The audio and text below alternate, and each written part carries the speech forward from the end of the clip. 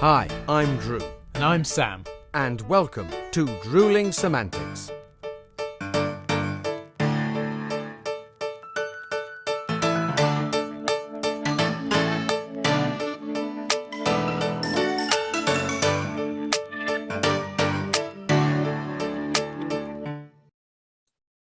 Ah, Sam, there we are. The pink monstrosity is back. I don't mean me, mate. No, I don't refer to you. I refer to your healthy shake that you are glugging back there, mate. But Yes. Hang on a minute. Talking of glugging back, there we are. I'm on the golden nectar. Cheers, mate. Good to see you. Yours is nice and healthy too, for different reasons. Cheers, buddy. Cheers, absolutely. Oh God, how you been? All right. I have, thank you very much. Yes, yeah, I've had a reasonably busy week. I've had a production meeting about forthcoming work with a venue in just outside the old Watermill, which I've spoken about before. Oh yes, yeah. So we had a nice long chat with the guys there, and I finally did the book list recording that was coming up. I've recorded that, which I love doing. It's for someone like me who loves reading, I get to talk about 30 or 40 different books that are audio books. But I think to myself, sometimes I go, I haven't read that. I'll give that a go. Yeah. So it's very interesting. It's great stuff. But I really like doing it. It's a great charity and it's giving something back. So How about you? What have you been up to, my good friend? Yeah, so I've actually had a slightly less work-oriented week, I suppose. I've had a little bit of work done on the flat, which is of no interest whatsoever, really. I just needed a couple of little bits done. So I've been thinking about that, and I've been obviously prepping because next week we've got a guest coming. So I've been doing a bit of that. But I mean, to be fair, had quite a busy end to last week, so it's not so bad that this week hasn't been quite so manic, shall I say? Yeah. Talking of ends to week and manic, we did drop a little hint. Well, it wasn't a little hint; it was a huge hint dropped. It was really, really unsubtle. But people may not have got it, and if they didn't, Sam and I dropped a huge hint that we had been somewhere together, and not long ago, not long before recording. And in fact, we do have a little, what can we say, reportage from our outing, don't we? You like that? You like that? Yeah. Very fancy. Yeah, I know. I occasionally see book lists. I've been reading. You see, it's improved my vocabulary. Was one of those books a dictionary? No, it wasn't. No, it wasn't. No, it just. I mean, I realised what I just said. Then an audiobook of the dictionary probably wouldn't be that entertaining. No, it wouldn't. It'd be a bit like quite long as well, wouldn't it? But yes, yeah, but no. We had a little outing together, a little show together, and I say, to use my wonderful word of the day, we have a little reportage, do we not, of our experience together? A bit of fun. Yes, indeed. So should we go out on location now and find out what Drew and Sam from the past were up to? Let's do it. Well, ladies and gentlemen, good afternoon. Well, it's afternoon here. We are actually, I'm here with Danny Zuko. Actually, it's not. It's Sam in a very fetching leather jacket and white T-shirt, looking very Grease. Thank you, mate. And you are definitely the one, mate. But no, seriously, ladies and gentlemen, listeners, viewers, here we are. We're at the Gables Hotel, north of Bristol, for one of our immersive dinner shows. Now, we thought this time round that we would give you a little bit of rundown on all the ins and outs, all the details of what it takes to get the show on. So a lot has happened before we've actually arrived here, hasn't it, Sam? Well, yeah. So as Drew was saying, we have sort of taken you round one of our immersive shows before and done a bit of podcasting at a show, but that mainly focused on little bits and pieces we were doing at the time, whereas what we thought we could do today is talk about exactly what goes into making one of these happen from sort of the get-go. So, Drew, you are in charge today. Drew is our team leader, so he's been dealing with the venue directly and organising sort of the event itself. What have you had to do up until now? Well, I mean, first things first, we get an email saying that you are doing the gig on a date, and one of us will become team leader. There's usually 4 in the cast. And today, the honour fell to me, or this week, the honour fell to me to be our team leader. Yeah. So I receive the email from the producer, the production office, telling me who is in the cast. I will liaise with the cast. But first, I talk to the venue, find out what the running times are. So this evening, our guests will be arriving at 7:30. We have a meet and greet till around about 10 to 7.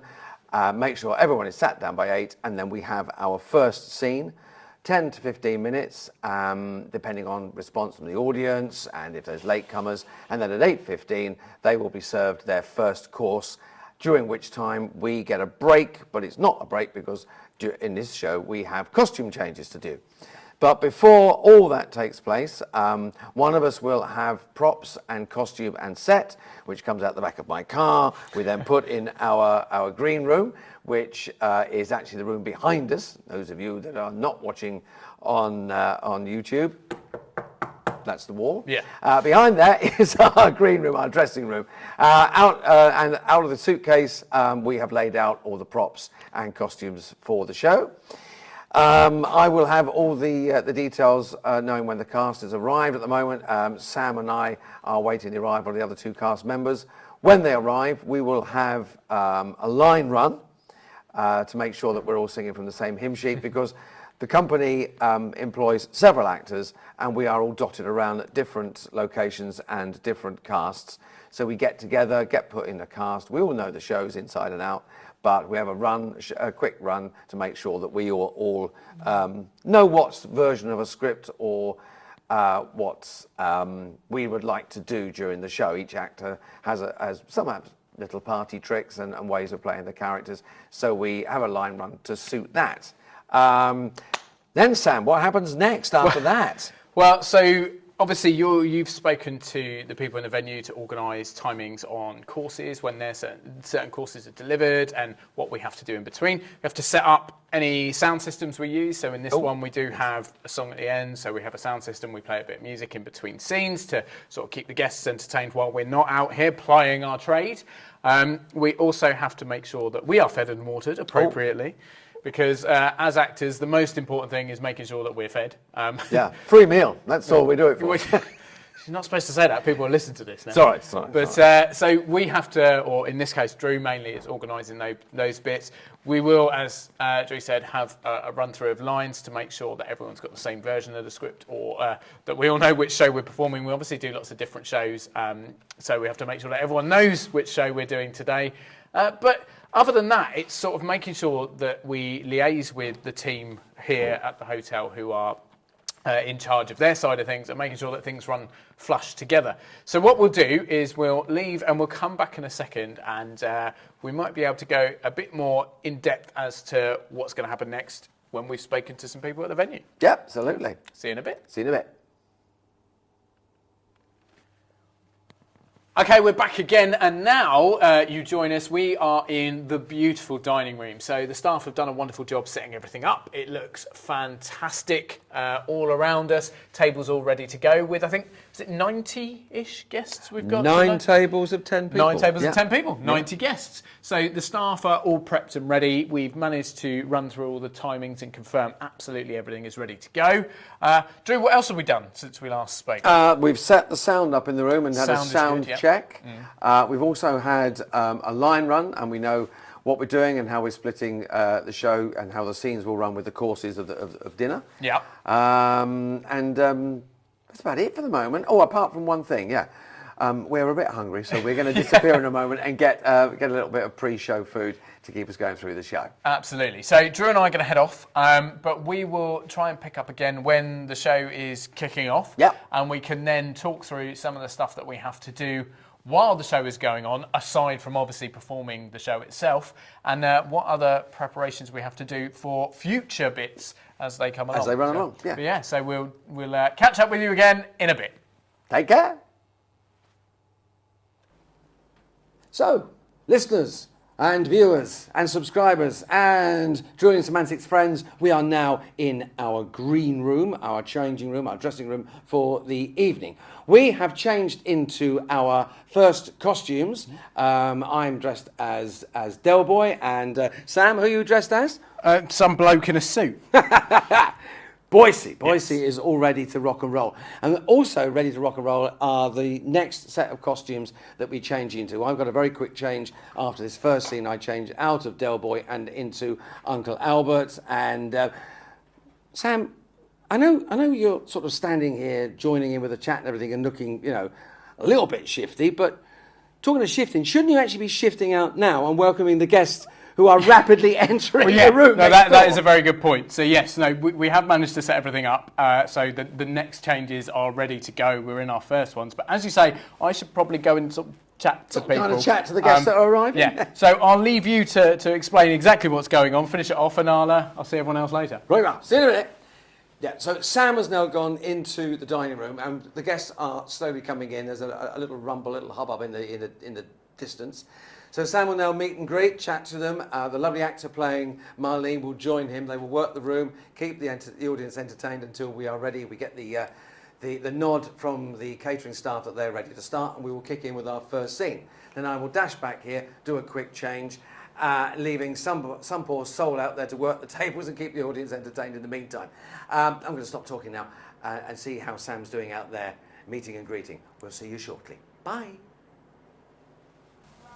Hello everyone. Right, I've got to be slightly quieter this time because you may be vaguely able to hear, but Drew is actually out there doing his Del Boy as we speak.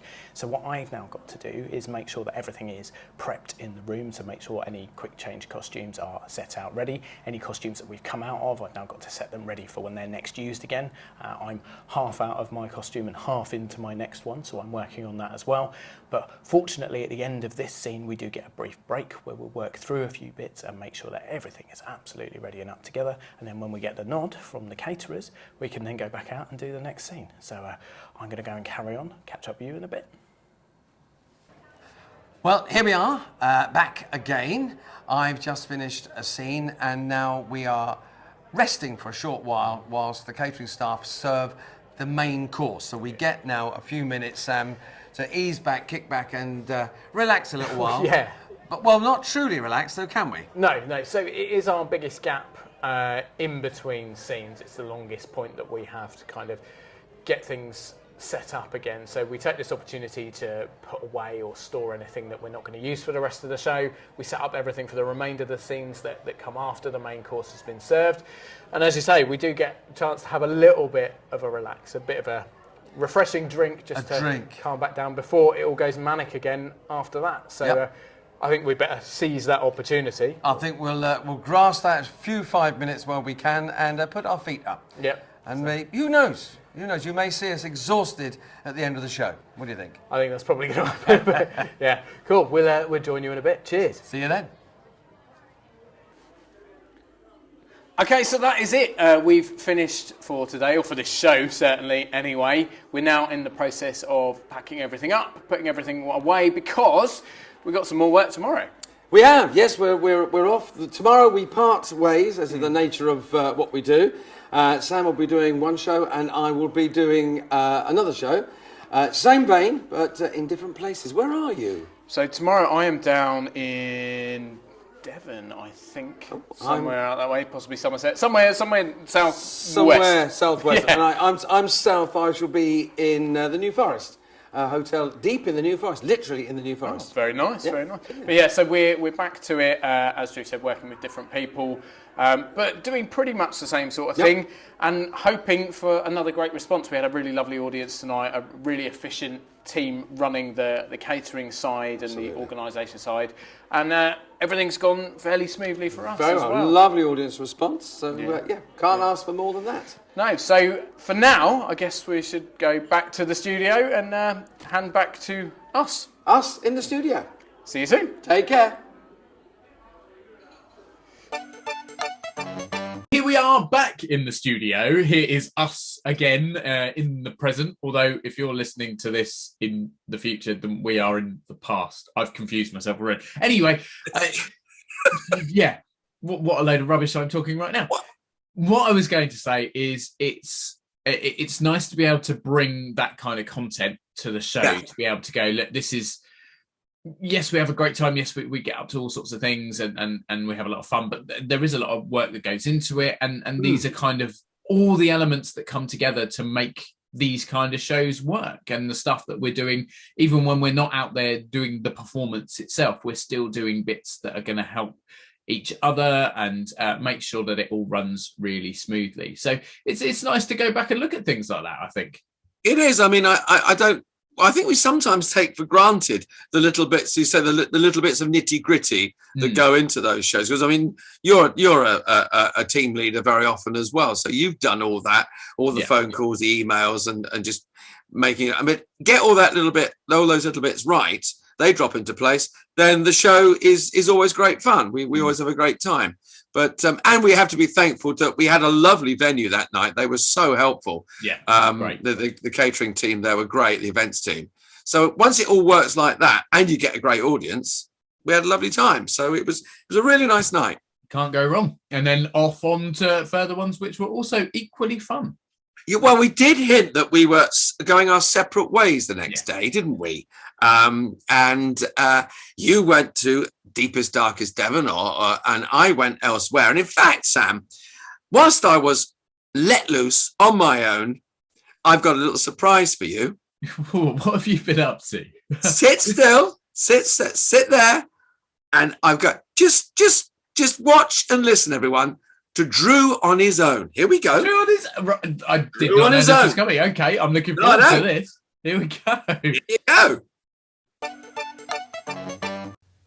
Good afternoon, Drewling Samantics viewers and listeners. Well, after a wonderful show last night with Sam, I have been cast adrift on my own this afternoon. Sam is working on another show in Deepest, Darkest Devon, and today I have something a little bit different. I am making a solo appearance as Del Boy and Uncle Albert at a wedding. And behind me is hanging my Del Boy sheepskin coat ready for me to put on in all the heat and sunshine. It could be interesting. It's certainly going to be very hot. I'll get back to you in a little while, tell you how things are going. See you soon. Well, I've just made an appearance as Del Boy at the wedding. Everybody's in fine spirits, had a lovely time, greeted Sam and Zoe, worked around the tables. It was absolute delight. And the sheepskin is hanging out behind me now, cooling off because it is very, very hot. But now to get into Uncle Albert mode. Stick the beard on, put the heavy overcoat on, and another half an hour of fun and joy around the room. So I'll let you know how that goes in a short while. Well, that was a lovely afternoon. I've just removed my Albert beard before it peeled off. Absolutely sweltering. I'm standing here in a duffel coat, hat. I've taken the beard off because it was very, very hot. But I've had a smashing afternoon. The bride and groom really enjoyed themselves. I think there was probably about 80 or 90 guests, so they were great fun to entertain. I've sung to them, I've worked round the tables, and it's a very interesting job to do on your own because it is purely improvisation. You've got no one to talk to apart from the guests. You've got no one actor-wise to watch your back, so you are purely on your own. It's a bit like doing stand-up, except in this case, I have two very famous characters made famous by two very, very skilled and talented actors who I am doing the tribute to. The bride and groom were both huge Only Fools and Horses fans, so it was a real honour to be here, spend an hour in their company and be part of their very, very, very special day. It's always quite an honour to be asked to do things like this, so one always does one's best to give them as good a time as you possibly can. In this case, they've had a lovely time. I've really enjoyed myself, even though it's probably about 27 degrees and I'm dying to get my costume off. So I am going to get my costume off and have a nice cold drink and then bid farewell to the bride and groom. Anyway, I shall bid farewell to you all now. I hope this has been a little interesting little insight into working on one's own in a rather unusual setting. A beautiful hotel in the New Forest at a lovely wedding of Sam and Zoe. So not Sam, not that Sam. He's miles away. No. So the lovely Mr. and Mrs. Dyke. So goodbye from Albert, goodbye from Del Boy, goodbye from the Bulmer Lawn Hotel down here in the New Forest. And see you all soon. Bye. Genuinely, and people will think I'm just saying this, but genuinely, I didn't realise that you'd done those extra bits of recording until you just played them then. So obviously now this will go into edit, and what people are listening to or seeing, that is, I've processed it and done the editing and stuff, but didn't realise that Drew on his own was going to take it upon himself to do a bit more podcast recording. So I'm very impressed, mate, and it sounds like you had a cracking time. It was a lovely afternoon. It was as said in the piece. It was a different occasion, out on my own, at a wedding. So it's someone's. There's quite a lot of pressure on there to come up to their expectations, not ruin their big day, and also I was booked by the mother of the bride, and she told no one. No one knew. She said it was like keeping This Is Your Life secret. Everyone knows it's happening apart from the one person who's being picked on. Said in this case, no one knew apart from her. She said it was really difficult to keep it quiet. And they made Zoe the bride and Sam the groom. They made reference occasionally to Only Fools and Horses, and she said she was just giggling up her sleeve again, thinking, "Oh, you have no idea what's coming up." So they were referencing it before you'd appeared. They would be saying things like, during the weeks it said, they bought something and they got something arranged, and they'd save some money on it, like it was a bargain. And they were saying, "Oh, dodgy deal, just like Del Boy," and it was just little references like that because they absolutely both love the show. So I was able to include some little stories that Julie, the bride's mum, had told me about the two of them, and I was able to include some of their stories. So I had a suitcase, and I would pull in props out, to reference their lives, and So it was good fun, and everything fell into place.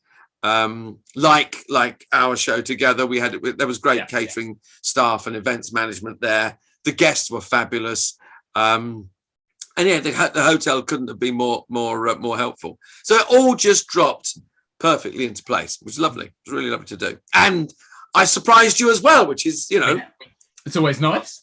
Double whammy, yeah. It's always good when you're let loose on technology and it goes well.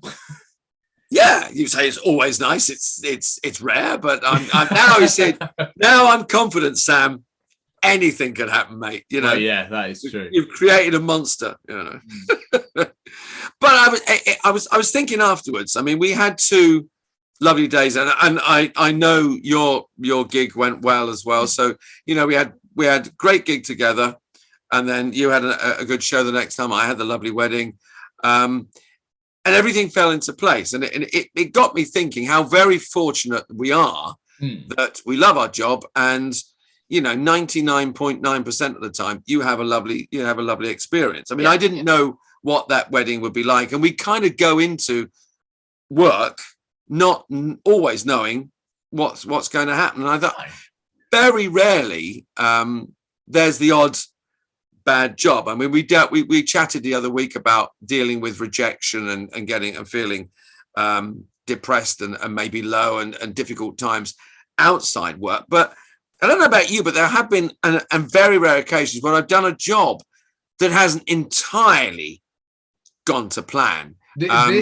This very much sounds like you're queuing up a particular story, mate, and I am intrigued to hear. I do. I've alluded to it in the past, but there's one or two things I was thinking about, and I was I mean, I'm not going to get divish about this because I say most of the time we have wonderful times, but there are occasional jobs you get and you think, well, I'm glad that one's over for whatever reason, and sometimes it's your own fault, you know. And one instance, I think I referred to this in a previous episode quite some time ago, but I was booked for an advert, and I won't go into too much details, but protect the innocent. But it was a job playing a workman, shall we say, a tradesman. And it was advertising a product that this tradesman was using. There was 3 of us, and we had a dance routine around this product, a little bit like, and other exhaust garages are available, a little bit like a quick fitter kind of advert. Yeah. We were a little bit sort of, you know, we're a jolly workman with this product, and I was cast to dance. I'm not a trained dancer. The other 2 guys were fabulous dancers, but what they wanted was characters. And I said to my agent at the time, really, I don't think I'm right for this. Flattering to be cast, but I think I'm wrong. And it got it. I was proved. We did 2 days work, and in the end, I was pulling my hair out because I couldn't get this hugely complicated dance routine. Actually, in my defence, and the 2 other guys were going, "Come on, you can do this." I was going, "I actually can't." And there was a mutual sort of agreement at the end of the second day, like, look, you need to get a 3rd dancer in here that can dance, and I'm very happy if you release me because I'm just holding stuff up. And the choreographer was saying, look, we really like you, and the director was going, yeah, saying, but we all looked at it and went, yeah, you know. And that was a job that was a bad experience because somewhere along the line I should probably have held my hand up and gone, I'm bad casting for this. But also the casting director or somebody should have gone, do you know what? We should save A, time and money, and B, this poor guy is mental health by not forcing him to become, you know, the dancer that he's not. And we parted ways amicably, but for 48 hours, it was horrible. I was, because I knew I wasn't doing a good job. It wasn't my fault, you know, square peg, round hole and all that. But I knew we should stop this before it went too far. And it was the first time, and I was very young. It was a long while ago. And I didn't have the guts to go, well, you know, I'm not right. Also, I needed the money. The money was very, very good. And they were so generous in the end because they gave me a very good chunk of my performance fee. So, but that was an occasion where it was just wrong. And it was a pain because it was wrong. Do you know what I mean? Yeah, it actually rings similar. No, I'm sure that's not a phrase. Rings true. But fortunately, I didn't get to the point where I was doing the job and was wrong. But actually very similar in that it was to do with dance mainly. But I had an audition for number 1 tour, national tour of a big show. And again, won't go into specifics to protect whatever. But they'd contacted my agent and said, don't worry about the vocal call. So for anyone not necessarily familiar, high-end productions or a lot of big sort of musicals or stage shows, you'll have multiple levels of auditions where one might be all about singing, one might be dancing, and then one might be acting. And then after you get through those, you go on to the next rounds and blah, blah, blah, blah, blah. So this one, I'd actually skipped around. They'd obviously heard either my vocal reel or I can't remember if I'd worked with one of the production team before or something, but they basically said, look, we don't need you to come to the vocal call, come to the next stage, which was the dance call. And I am not a dancer. I can dance. I'm more than capable in things like musical theatre. But the more and more I went through this audition, the more it transpired that actually what they were after was dancers who could sing and act rather than triple threat performers or people who had ability in each of the areas. This was very much, I was surrounded by people were like, when I turned up, were wearing like leg warmers and doing stretching and were in lycra. And yeah, I was definitely not one of those people. Don't get me wrong, I was well prepped, but I just wasn't. Most of them had probably been to a dance school and then had done musical theatre as an addition or whatever. But similar sort of thing. But as I say, fortunately for me, I didn't get to the point where I was doing the job and then sort of kind of went, oh God, I can't do this now. I kind of got to that point and they were like, thanks, but no thanks. So I was like, do you know what? I'm not going to question that decision. So I mean, I guess these stories are sort of, they're bad in some ways, but actually there are still positives to come out of them. Oh, yeah. I'm sure you've got other stories that maybe don't have the sort of silver lining. I mean, one personally that springs to mind, I did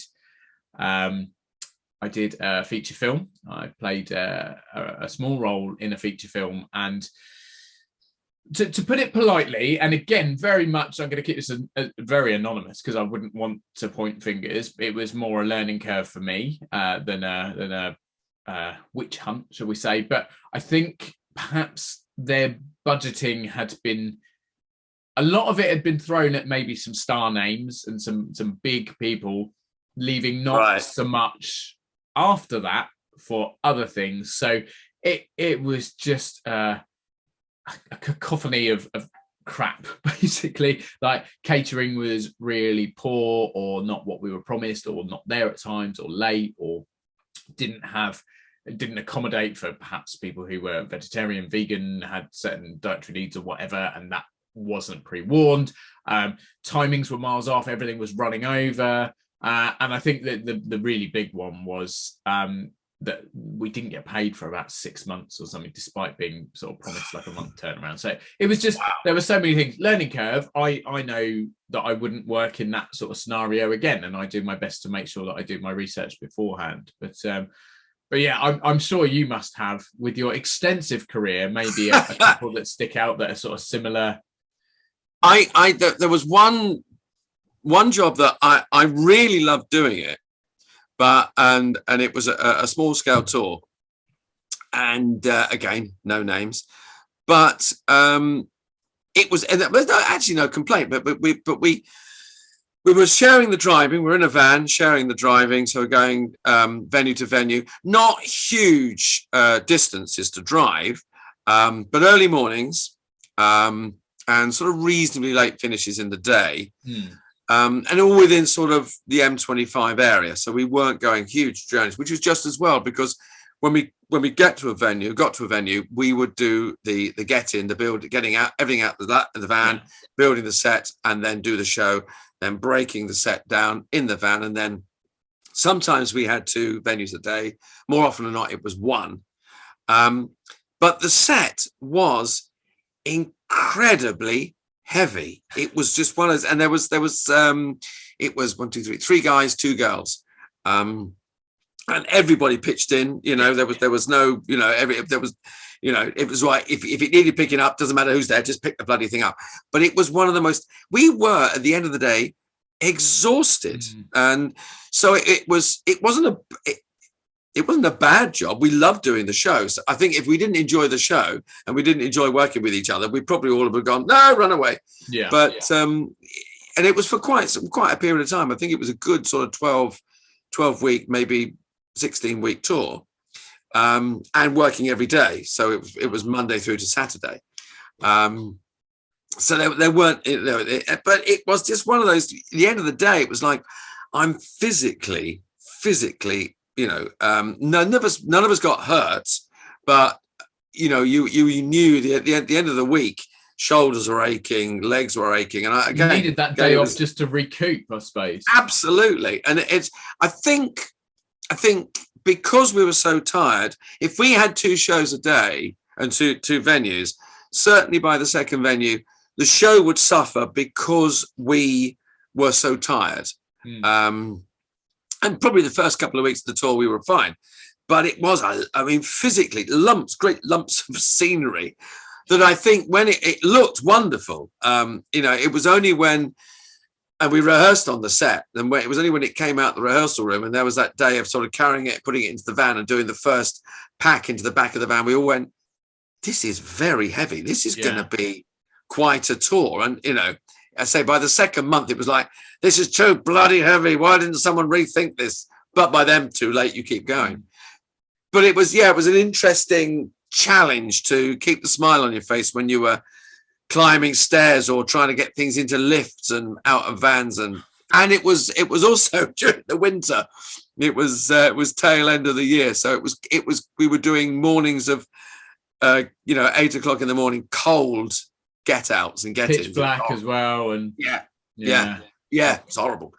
I mean touring in particular is one where when it all goes well, it's great and you have a fantastic time. But if something isn't right, it can be quite demoralizing, because if it's early days, you're aware that you've got to keep this up for a period of time, or if it's halfway through, you're kind of stuck and can't do a lot about it. I mean, I did a tour where I wasn't necessarily a massive fan of the show I was doing. I didn't hate it per se, but it certainly wasn't a passion project. It was quite early days in my career. And unfortunately, as much as the show was fairly well put together, and the planning with regards to performance was really quite good, the logistical side was a nightmare. So the production team dealt with everything, but unfortunately, things just like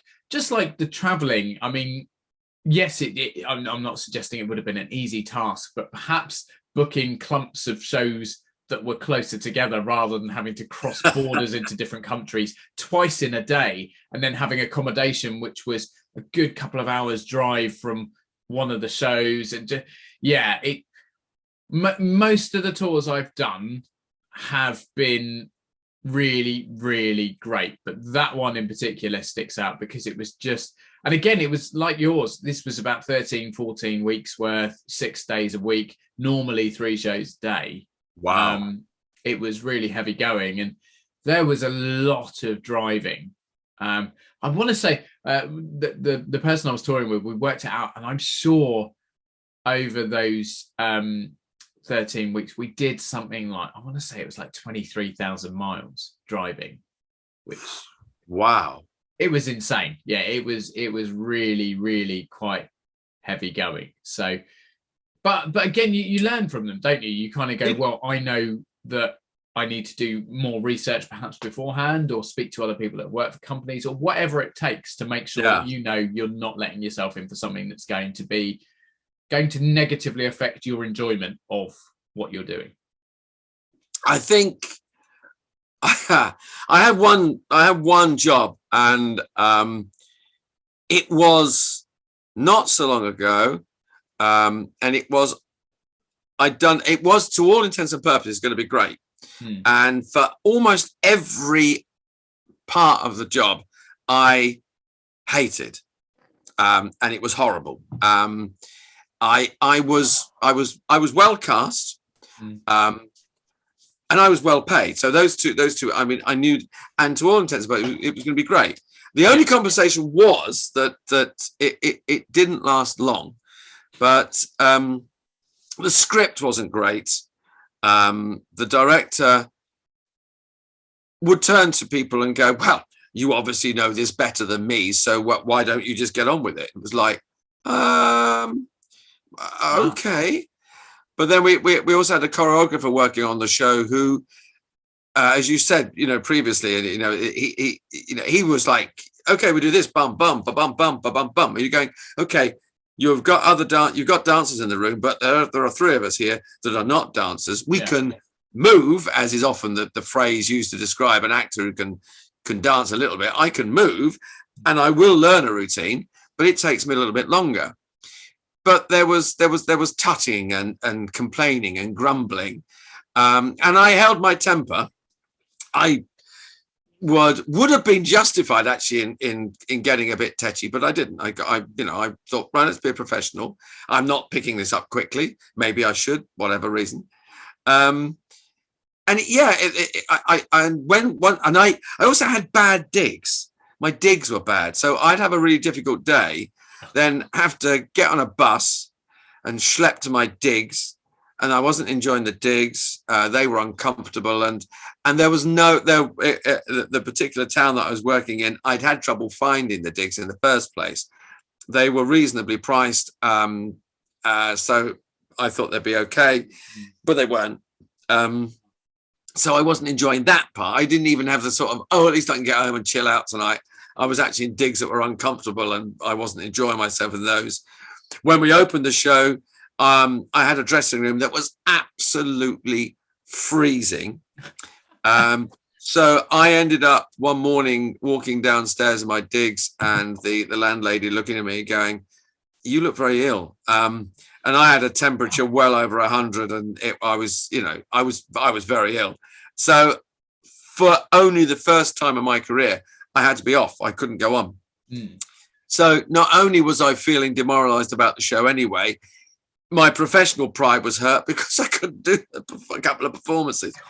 So I was, for a lot of and there was a lot of other reasons that the show didn't sit well with me, and I couldn't, because of the short nature of the run and the nature of the show, I couldn't give up and go, I'm out of here. Yeah. I wouldn't anyway, because I had to find, and I think what I learned from that was I could be tough, and I could tough it out. So for whatever reason, that was a bad show for me. There were not great elements to it. But yeah, I learned from that is actually I can tough this out and just keep going. That's what I learned. And you learned that obviously you'd never work for Steven Spielberg again when he treated you. Yeah, Spielberg, terrible, terrible man. Useless. Yeah. What was he doing theatre for? Anyway, what was he doing? What was he thinking? But as you said at the start of all this, we in no means are trying to come across like sort of prima donnas or that us. Like 99 times out of 100, anything you're on is brilliant, and it's a joy to call what we do work, and we are very honoured to be able to do the things we do. But like in any job, there's always going to be the odd customer or the odd scenario that's not quite all it's cracked up to be. But no. But anyway, I've just realised the time, Matt, and I'm very aware we're both working today. So, we are. Yeah. So I've got a lovely Saturday evening of immersive dinner theatre again. And lovely. I do believe you're off to the jungle, aren't you? I'm off to do a tour of our interactive jungle. Yes, I'm looking forward to that. I haven't done one for a while, so it'd be great fun to be Jungle Drew for the rest of the day. Very nice, very nice. And then we're back together again. We are. Yes, we have it. Yeah, we have a gig together, don't we? Yeah, with Verona. We're floating around as some familiar, one rather tall, mustachioed familiar. Should we say frustrated gentleman? I think is a way of. Think that's a very gentle way of putting it. Yes. Yeah. And you, his counterpart, the shorter. Tuxedoed, very good European compadre. You are really doing well. If they don't get it from that, I mean, you know. No, and to throw into the mix, your lovely wife is joining us and putting on probably a multitude of wigs. Yes, I think if people haven't guessed it by now, maybe we'll have to try and reveal a bit more when we have a chance. But that probably won't be next week, mate, because you know what we got coming up? A guest next week. We have another guest joining us, which I'm very, very excited about. Yeah, yes, I am as well, actually. This is quite special. Yeah, and yet another area, I think safe to say, that we haven't really gone into. I don't think we have. No. We've touched upon for various reasons, and others have done parts similar. This is all very cryptic. Everything's gone very cryptic at the end here. Yeah. People are going, not interested now. Shut up. Yeah. We have a great guest next week. We have a great guest next week. And before we meet said guest, and after this weekend of festivities that we've got, have you got anything fun going on? Bits and pieces next week. It just little, not an awful lot actually. Yeah, that's it. I mean, I know I'm stepping down to Wales for a gig, so that'll be quite nice. But yeah, apart from that, quite a quiet week. I have actually got to start learning lines. So I'll be doing that for a production of One Man, Two Governors coming up in a couple of weeks. Oh yes, congratulations on that casting. I remember you saying about that. So. I'll tell everyone more about that once I've started reading and learning, but a great show. Yeah, no, it is a fabulous show, and I'm hoping I'll be able to come and see you strut your stuff. So well, and I'll keep an eye out for you this time and not miss you as the last time. Not completely ignore the fact that I'm sat in basically the second row, looking straight at you as a surprise, and then you didn't even realise. But it was dark. I didn't have my glasses on. I've tried to explain this to you before. you should go into Formula One with excuses like that, mate. They were. I should, mate. But anyway, until next week, mate. Well, until tomorrow, technically, because we're doing this tomorrow. But from a podcasting point of view, until next week, when we are joined by an extra guest, have a lovely one, mate. I will see you soon. I raise my pink monstrosity to you. I do to you. Probably will get us banned from podcasting.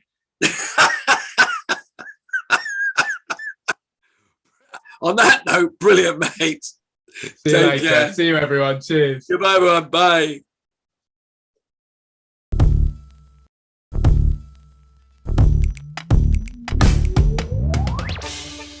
Thanks again for tuning in. We hope you've enjoyed watching this episode of Drewling Samantics. If you have, then please consider subscribing to our channel and you'll get notified every time a new video is released. Don't forget, we're also available as audio only. Just search Drewling Samantics in any good podcast app. Please support us on other social media too. We're on Facebook, Instagram and Twitter, and all our links and handles are on screen now. We love welcoming new followers and subscribers, so please share with your family and friends and we'll be eternally grateful. Stay safe and we'll see you next time.